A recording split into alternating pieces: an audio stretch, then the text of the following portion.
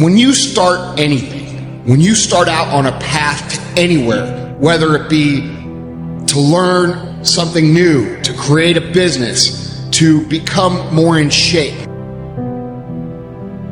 the first step, the first day, the first minute, you're excited. You're like, yeah, I'm gonna do this. I'm gonna kick ass, right? And the next day comes and you're like, man, this is a little tougher. And then you take another step and another step. And maybe you get to Thursday or Friday and you're like, this is pretty hard, man. And then what happens is the enthusiasm from the beginning of the process starts to fade out. You have a lot to offer. The fact that you're still here means that your business is not through yet. People don't do what they know in life, but what they do is they operate within the context of the vision they have of themselves. No matter how big your dream is, make small, tiny steps ahead. You must change what's possible for you. You, and only you, are the subject that impacts the burning desire in your imagination. I'm talking about concrete commitment. I'm talking about the commitment that says, I am going to stay true to what I said I would do long after the mood that I've set it in has left. Because I think we all know in this room, character is not something that we inherit. Character is something we got to wake up every single day. We got to fight and we got to build it.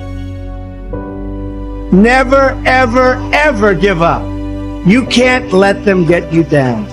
You can't let the critics and the naysayers get in the way of your dreams. So you got to ask yourself, what's your why? What motivates you? What pushes you? What drives you? And if that thing is eternal, if nobody has to call you, if nobody has to prod you, if nobody has to reward you, if you are self-motivated and self-regulated, you can have it, you can be it, you can do it. It's necessary you take responsibility for it, that you make it happen, that you don't give up, that you don't take any objection or disappointment or defeats personally, that you keep on keeping on, that you don't decide that I can't make it because you can't see the light at the end of the tunnel. You cannot give up because it ain't what you see. You cannot give up. When you get to the point where enough is enough, when you get to the point where it hurt real bad, when you get to the point you can't take it no more, when you get to that point, doors start opening, opportunities start happening. But what you cannot do is you cannot quit during the process. The earlier you get in the game and get on track, the better life you're gonna have. It's you. You got to make that happen. First step before anybody else in the world believes it is you have to believe it. There's no reason to have a plan B because it distracts from plan A. I want to represent an idea. I want to represent possibilities. I want to represent the idea that you really can make what you want. One of my favorite books is The Alchemist, Paulo Coelho, and I just believe that. I believe that I can create whatever I want to create. Pain is not your enemy. Pain is your servant. And pain is telling you that there's a problem here and you need to get it fixed. You need to drag it out of the dark and you need to deal with this, and you have to decide enough is enough. It's time for a new direction. It's time to say that's it. Turn to somebody and say that's it. Passivity is a spirit and it'll kill you. It'll kill your relationships. It'll kill your home. It'll kill your marriage. If we just sit back and do nothing, it'll kill you. There's a redemptive power that making a choice has, rather than feeling like you're at effect to all the things that are happening. Make a choice. Like, you just decide what it's going to be, who you're going to be, how you're going to do it. Just decide. And then from that point, the universe is going to get out your way. Most people dabble in a million things, they master nothing, and they wonder why they're unfulfilled. In people's lives, there's only maybe half dozen, 7, 8 categories that really matter. Most people, they major in minor things.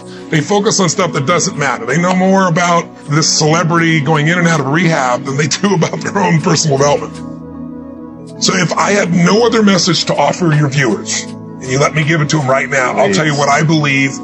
I believe our lives are controlled by one force. Your brain is divided into 2 halves. Each half of your brain has millions of factory workers on each side. At the forefront of each one of those factories is a forming positive, and you got forming negative. You're the boss of the factory. You wake up in the morning and you say, man, I don't feel myself today. Forming negative hears that. He said, hey, the boss just woke up and said he's having a bad day today. Let's get to work. And your day starts tumbling into what you ordered. You could wake up in the morning and you say, you know what? Today is going to be a great day today. Man, thank you, Lord, for waking me up this morning. Forming positive turns around and goes, Steve's having a great day today. He's expecting some wonderful things to happen. And man, let's get it going. And they start manufacturing thoughts. You have got to change the way you think. It is the whole determining factor of where you go in life.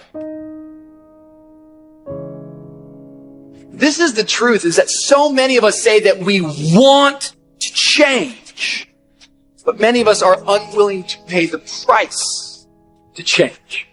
And really, all of change comes from not focusing on what you can't control.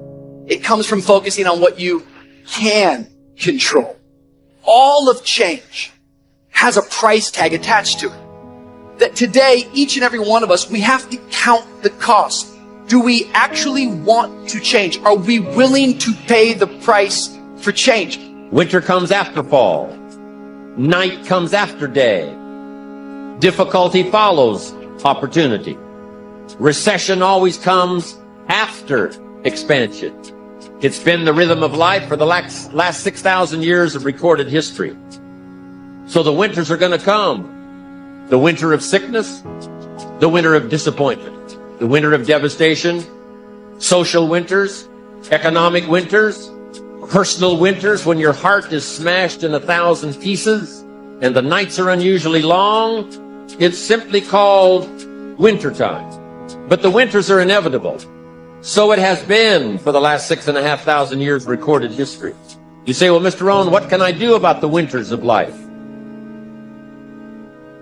The most important decision you can make above any on the face of the earth is deciding that no matter what happens in your life, no matter what happens, you're going to live in a beautiful state. Life is short. We don't know how short it's going to be. But if you only had a week to live, I bet you wouldn't allow yourself to suffer over a little crap that makes you crazy normally. I think you would probably spend time with those you love. You would do what you love. You'd take awe in a sunset. You'd smell the air. You would take in everything in those final moments that you possibly do. So my thing is, why wait? Right? Why wait? Why not just decide that if I start to suffer, I know the solution, because suffering is me obsessing about me. You might say, not me, I'm worried about my kids because they're not doing well. No, you're worried that you haven't done enough for your kids. It's about you still, right? Yes. You're worried about what was done or what you should have done or what shouldn't have done. And you can end that in an instant by becoming aware of it and saying, I have made the most important decision of all. Right. I'm going to live in a beautiful state. There are many influences on us. One is the influence of the past. Some people are always pulled back by the past. Some people are always pulled aside by the distractions. But here's what's powerful. If you have a list of high purpose in your life, it pulls you toward the future. And the more powerful the purpose is, the stronger it pulls. And here's the other great advantage if you have purpose for the future. It pulls you through all kinds of challenges and all kinds of difficulties. If you don't have these strong purposes for the future, it's easy to get swallowed by a bad day. It's easy to be almost annihilated by a poor month. And it's easy sometimes to almost disappear beneath the waves of a year that goes backwards if you don't have something to pull you beyond that year. So if you want something to pull you through all kinds of challenges, all kinds of difficulties, and things that come at you, You got to have something on out there, beyond today, beyond next week, beyond next month, beyond this year, that pulls you into the future. And the clearer it is, the stronger it pulls. The more dynamic it is, the more it affects your life, your spirit, your heart, your soul. It also creates imagination. It gets your mind working on how to achieve that purpose. And if your mind will work, and if your heart works, and if your spirit works, and if you have good input, like good ideas, I'm telling you, there isn't anything you can't accomplish. Until you're willing to bleed to make your dream become a reality, your dream will be just that, a dream. See, so many people talk and talk and talk, but very few walk and walk and walk and turn their walk into a jog and their jog into a sprint, which is okay. But the problem is, they resent those of us who made the choice to put ourselves in position to hoist the banners. They resent those of us who made the choice to keep pushing, even when our skin got a little moist, because we understood that that moisture, aka sweat, would eventually build, and all of that sweat equity would allow us to never sweat or worry about struggle. That sweat equity would allow us to never sweat, worry, or stress, because winners like us chose to bury all of our fears. Winners like us chose to bury all of our doubts, all of our indiscretions, and we took all of our life lessons and refurbished, repackaged, recreated, and reused all of the pain, all of the hurt, all of the failure, all of the setbacks, and turned them into get backs. And that's why we continuously get back up, and we'll always get back up. When life pops up and pops us in the mouth, we may drop and we may go down, but it's never for the count. You can bet your bottom dollar that you can count on winners like us to always come through in the clutch. The separation of talent and skill is one of the greatest misunderstood concepts for people who are trying to excel, who have dreams, that want to do things. Talent you have naturally. Skill is only developed by hours and hours and hours of beating on your craft. Subscribe to our channel and turn on the notifications bell to get our latest motivational speech videos.